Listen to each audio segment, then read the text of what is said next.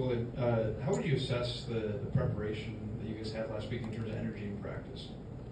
I feel like we could have been better in practice, preparing and just working together as a defense, communicating on the back end, making sure everybody has the right adjustments. And, I feel like guys, even include me, can ask questions to coaches, ask questions to players just to make sure that we better understand what we have going on. Mike Rhoda. So what were some of the factors that led to the explosive plays that Texas had down the field? I feel like those guys did a good job of what they was doing and how they attacked us. I feel like they attacked us very well. I feel like a lot of it played a part of us, like I was saying, just knowing what we're doing and communicating and being on the same page.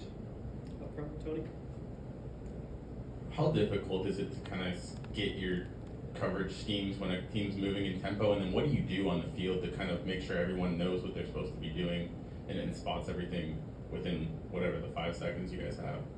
When the team's moving quick, it's just, we have to make sure that we get the call and make sure that everybody gets the call so we can all play on one accord. I mean, we practice very fast, so it's not nothing that we're just not used to at all.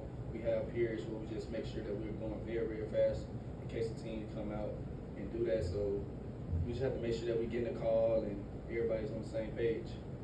Matt.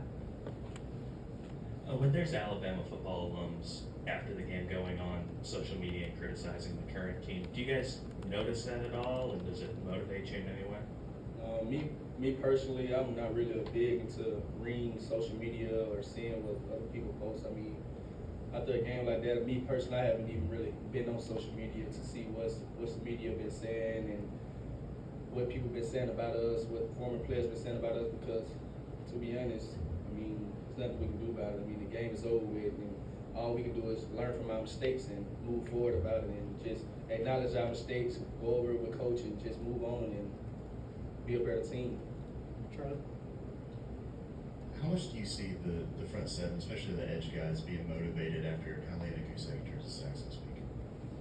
I feel like those guys, like, they're gonna come out and do their thing this week. I feel like I've heard those guys talking about that in the locker room and how they want to be more aggressive as a DN or outside linebacker, however you want to call it. But I feel like those guys they feel some type of way and it's motivated them in a big way to want to apply more pressure.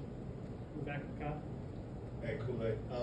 From a leadership standpoint, no team has ever lost a national title in week 2. No team has ever won the national title in week 2. What are you telling your guys now as a leader in that room to get back to focus and kind of, the future is now, as Coach Saban said yesterday? Like you just said, the future is now. I mean, like you said, no one's ever won a national championship in week 2 or lost it. So I feel like we have to come together and make sure that we got everything together. And the season is still ahead of us. SEC players still ahead. We still have opportunities to do exactly what we want to still do as a team. So like you guys said, week 2. I mean, it's a big game and it's a game and all. It's a game that we definitely want to win, but you don't win a national championship or lose it. Cody. I know Texas is a team that does a lot of pre-snap motion. What kind of challenges does that present for the secondary? With the team doing a lot of pre-snap motions and motioning, we just have to make sure that we all on the court, communicating ahead of time before the motion even happens, making sure that we all know what we're doing as a team, as a unit, as a back end.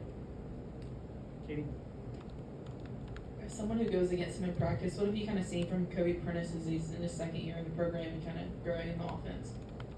I feel like Kobe Prentice is a guy who likes to compete. I kind of, him and Isaiah Blunt, I kind of been on them since they were freshmen, just talking to them and trying to help them guys improve as players because I see the talent that they have. So guys like Kobe, I feel like work very hard, ask me questions about like how you was able to guard that route, what could I do better? So guys who even care enough to know or care enough to ask a question about what he did wrong in his route, asking the DB that's very ahead. Mike Rhoda.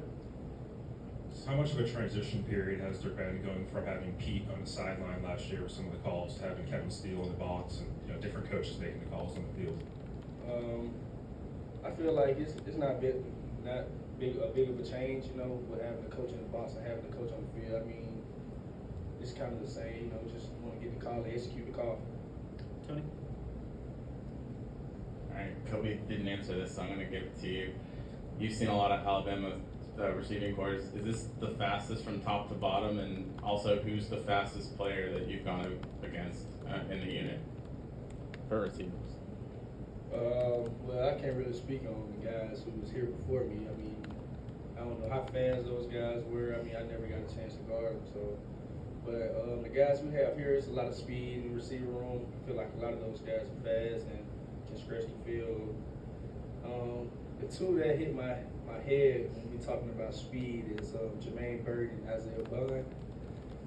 I don't know which one of them I would say the fastest, but both of those guys are definitely moving. Anything else? Thank you. Thank you.